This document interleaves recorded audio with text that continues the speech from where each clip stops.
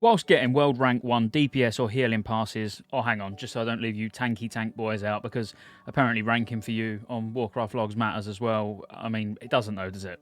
If you don't die, nobody else dies because you didn't lose aggro, and the boss dies, your job's done. No one cares about your pass. But getting ranked well on Warcraft logs means a lot to people and means not a lot to others. Everyone's under the microscope in the vast majority of guilds nowadays, even if it's not something you want. In some guilds, it's like a bloody witch hunt to try and find one person who is doing 10 DPS less than they probably should be doing just to make a boss die a quarter of a second faster. I will look for you. I will find you. And I will kill you. I personally don't even care about my passes as long as they look respectable.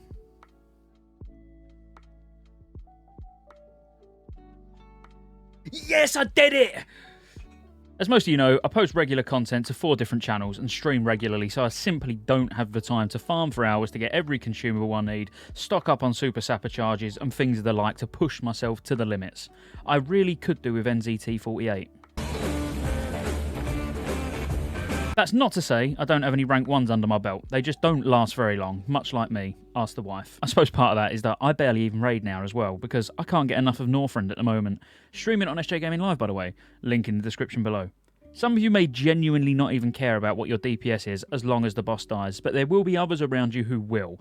You might even care, but just not know what to do to improve. I can't sit here in a 10-minute video and tell you every single class and spec, what they should be doing and how they should be doing it as an individual, but I do want to cover a few things that should help anyone and everyone who doesn't already do some of these things. I'm not one for doing like top 10s, top 5s, maybe I should. Maybe I should call this video Top 10 Things You Can Do in TBC to be the best big bad top DPS boy while making loads of gold and passing rank 1 in the world while speedrunning Mario World on the Switch with your feet, pouring cocktails, getting 100% of your achievements and clearing all bosses in the game in less than 15 minutes for free with no gear, friends or effort type list. I mean, they get views. No, we ain't doing that. Instead, I'm just going to tell you a few things that in my opinion will make big positive changes to your performance when raiding. I'm going to start with basics to begin with the more advanced tips being at the end. And yes, I'm trying to keep you to the end for the YouTube algorithm. Even if you don't watch it, just leave it running and go and make a cup of tea.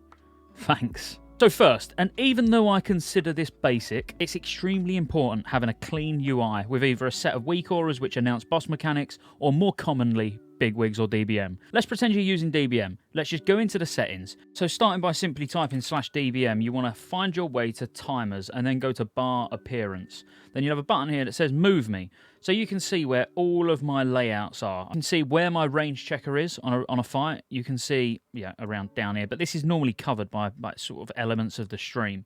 And then you can see the things that are coming in. This is going to be a list of all of the things that are going to be coming in on the boss fight. And then as they get closer, they'll then go to this area, which is right in my field of view. If you imagine I was in cat form, I can't miss this. It's literally covering my screen. You can make these bigger or smaller. So if we look at the huge bar, aka bar 2, we could make the bar height a little bit bigger. We could make the bar width a little bit bigger. The bar scale we can just change completely. So we could leave it like that. So when something extremely important's coming in, we know. Now, if you look where my weak auras are, above my bar here, all I have is my cast bar. So if we have my weak auras up, so this is literally what all my bars and everything would look like when, you know, I'm in combat and everything's on. If I cast a heal, just above it is my cast bar.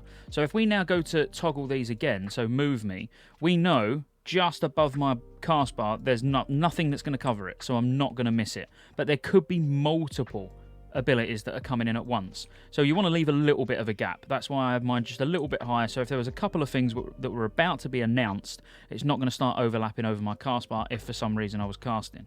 Quite literally, video bombing. Why is he video bombing me? What's this about? Since when has this been acceptable? So now you know how to put your timers or your DBM, boss timers, mechanics, whatever you want to call them, in a place that you can see, nice and clean. You can't miss boss mechanics that are coming in. So leading on from this, or you could even consider it the same topic, having reliable ways to track your abilities.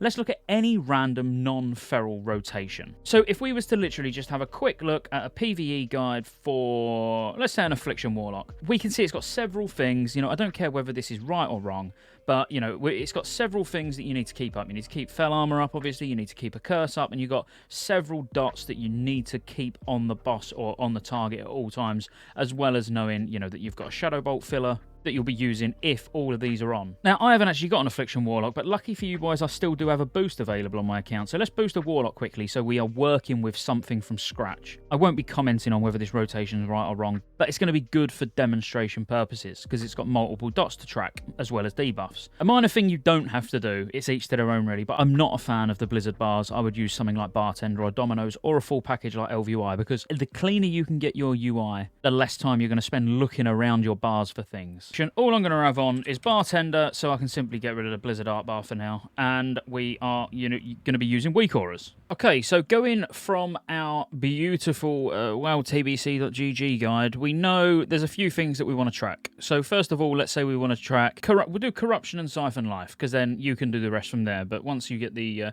know-how on how to do these ones, that will help. So if we type /WA to open our weak aura, so we'll create a new aura and we'll create an icon. Let's just say an icon.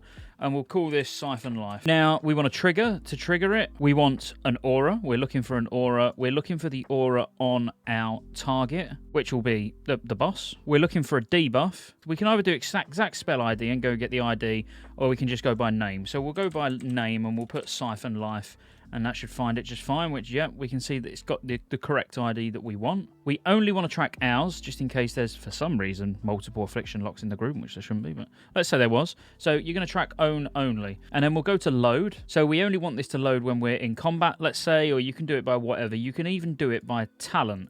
So it will only load if you actually have the Siphon Life talent, which we do on this particular character. And now when we go to display, we can see it there. We can drag it to wherever we want. And to be fair, we'll just go out and give it a go. Awkward, can't find anything to kill. Here we go. This borer do. I've got no keybinds or anything set up, so you'll have to forgive me. So if we just pull this mob in with Siphon Life, we can see straight away it shows our Siphon Life. So we know it's on the target. But that's kind of not good enough. It's not good enough. We want to see a timer for it as well. So what you want to do is when you go to display, we go to display, go down to text 1, and we want to change this. So at the moment it's set to status. We want to put this as P.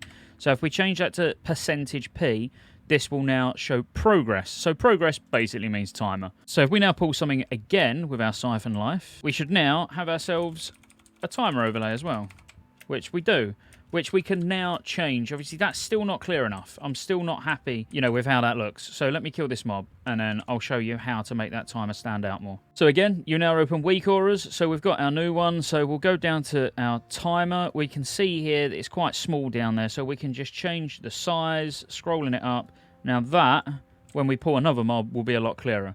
And you can now just rinse and repeat this for all of your abilities. You can see straight away, as I've just cheekily just tagged that mob, you can see the timer. I would set this up for absolutely everything. For now, obviously, that's just Siphon Life because I don't want to make this video drag on too long. So you probably sat there like, what was the point in that? Well, it means you can see your abilities or your things that you need to track. You can see clearly. So you don't need to be staring at the little frames at the top trying to work out if it's your dot, if it's someone else's dot, how long it's got left on it. You can see nice big boxes. You know that you've got all your abilities on there. You don't need to sit staring at it. So you can put more focus on, the mechanics of the boss. And your DPS will go up just by tracking your abilities correctly, what you're meant to be using and when you're meant to be using it. This already will increase your performance. So you must have heard of the ABC of playing a ranged DPS, or more specifically a caster DPS. No, not that ABC. So it means always be casting. So what you need to make sure you're doing is only move when you need to. And you should be setting yourself up to use instant cast spells when you don't have your feet planted. So let's use our Warlock again as an example. Once all your dots are up and you want to be spamming Shadow Bolt, but also you need to watch your mana and life tap to keep yourself pumping. You don't want a mechanic that's about to come in, force you to start moving a few seconds after you've just started life tapping. You could have been spamming Shadow Bolt. This is where timers of DBM come in. You need to make judgment calls. You see that Nightbane's about to hit one of the 25% thresholds before he flies up. Why life tap? If you can squeeze in 1 or 2 more Shadow Bolts, and then, while you're already forced to move, you can start life tapping on the go. Again, this may seem basic, but if you can try to push out as much as you can while standing still, and only use your life tap and instant dots, your mana pots, and other things like that are instant when you're moving, you'll instantly see your ranks for passes start to rise. Rise from your grave. Name the game that's from, and I'll let you hit that subscribe button. You may see the point I'm trying to get across here. Understanding what's going on and making everything as visual as possible. I could sit here and tell you to make sure you have consumables, but you know that. I could tell you to go and watch guides on YouTube for boss fights before walking in, and you know that as well. So what's better than visually seeing things on the screen? Getting freaky between the sheets with twins. Grow up, these are what they want. WoW videos, they're not bothered about your fantasies. No, what's actually better? For any of you who know me or have seen me play before, you know I hate playing a feral druid or even a rogue without an add-on called Here Kitty. It audibly plays alerts on combo point gain and spend, so you never need to look at your combo points. It's one less thing to get distracted by. You can take this to another level with weak auras again. Back to the warlock. Let's say, for example, you keep missing your shadow trance proc and you aren't consuming it as quickly as you probably should. You could set a weak aura up to play a sound when it procs, so you know that when you hear it, quickly press your shadow bolt button.